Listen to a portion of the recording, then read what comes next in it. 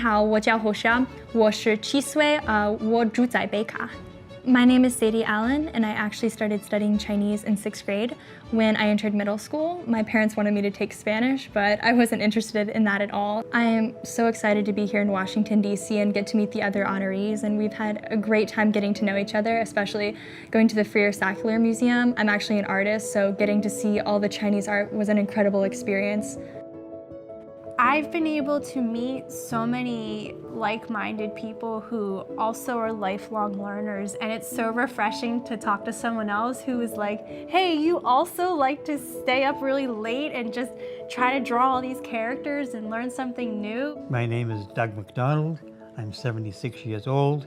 I'm from the Confucius Institute at the University of Massachusetts, Boston.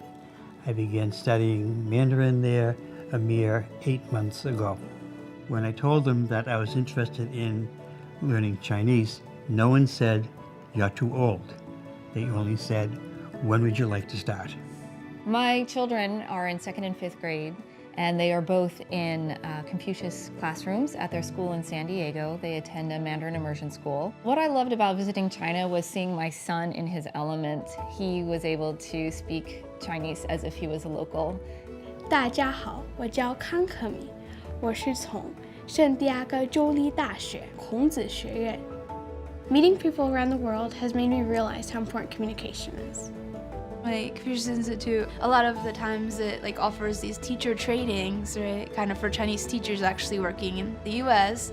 But I was always interested, oh, I'd love to go kind of just listen to the Chinese, have a listening kind of experience, practice my listening skills.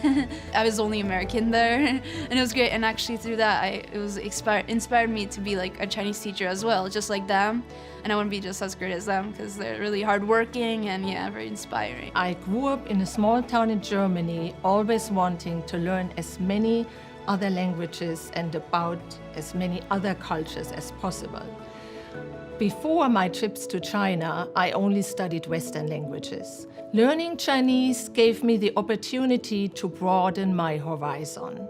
My favorite thing about the Confucius Institute with my teacher, Miss Kong, she was always really open about everything we wanted to do with Chinese, and she was the funniest person I've actually ever met.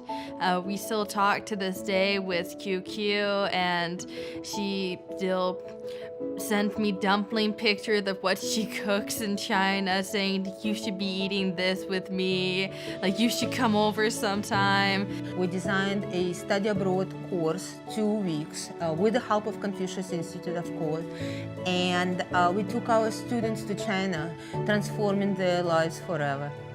I got to go this past spring break to 3 cities in China, so Shanghai, Beijing, and Hangzhou.